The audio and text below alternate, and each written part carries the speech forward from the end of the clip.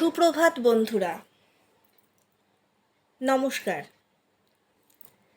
প্রত্যন্ত গ্রাম থেকে উঠে আসা আমি একটি মেয়ে, কারোর স্ত্রী, কারোর মা। সুপ্ত আশাগুলোকে লাভার মতো জাগরিত করার জন্য আমাকে যারা ইন্সপায়ার করেছে তাদের প্রথমেই সকলকে ধন্যবাদ জানাই। ধন্যবাদ জানাই অগ্রিমভাবে আমার পাশে থাকা সকল বন্ধুদের। আমি আপনাদের খুব সুন্দর আবৃত্তির ঝুড়ি নিয়ে নিত্য নতুন উপহার দিতে চাই।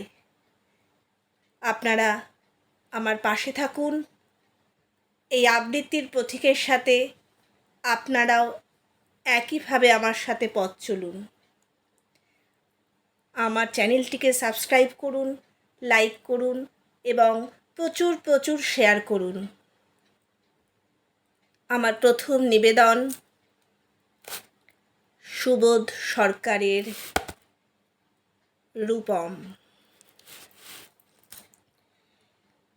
রূপমকে একটা চাকরি দিন। MA পাস, বাবা নেই। আছে প্রেমিকা, সে আর 2-1 মাস দেখবে। তারপর নদীর এপার থেকে নদীর ওপারে গিয়ে বলবে, রূপম আজ চলি। তোমাকে মনে থাকবে চিরদিন। রূপমকে একটা চাকরি দিন, যে কোনো কাজ, পিয়নের কাজ হলেও চলবে। তমালবাবু ফোন তুললেন। ফোনের অন্য প্রান্তে যারা কথা বলেন তাদের যেহেতু দেখা যায় না, সুতরাং তারা দুর্গেয়। তমালবাবু মামাকে বললেন, রূপমের একটা চাকরি দরকার। মামা বললেন কাকাকে, কাকা বললেন জ্যাঠাকে, জ্যাঠা বললেন বাতাসকে। মানুষ জানলে একরকম, কিন্তু বাতাস জানলে। প্রথমেই ছুটে গেল দক্ষিণে। সে বলল দক্ষিণের অরণ্যকে।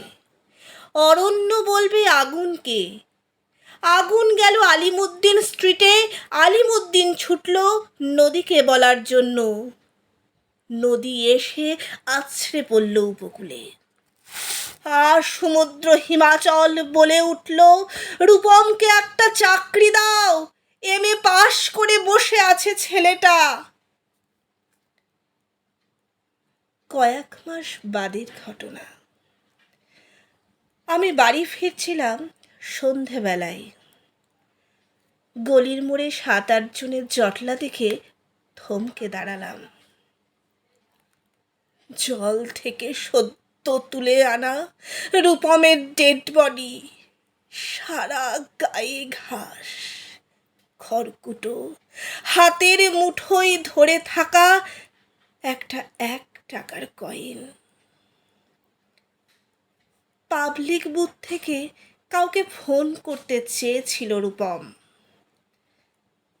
ভারত সরকারের 1 টাকা কয়েনের দিকে আমার চোখ।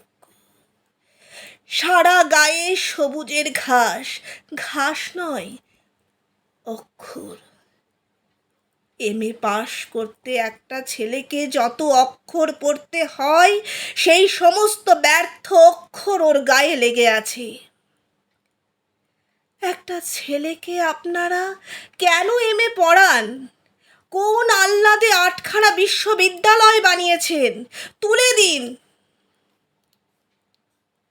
এই কথাগুলো বলবো বলে ফোন তুললাম। পবিত্র সরকারের ফোন বেজে উঠল। ফোন বেজে চলল, ফোন বেজেই চলল। 20 বছর ধরে ওই ফোন বেজে চলেছে। আরও 20 বছর বাঁচবে। বাতাস বলছে অরণ্যকে, অরণ্য চলেছে নদীর দিকে, নদী উপকূল থেকে আছড়ে পড়ে বলবে, রূপমকে একটা চাকরি দিন। কে রূপম?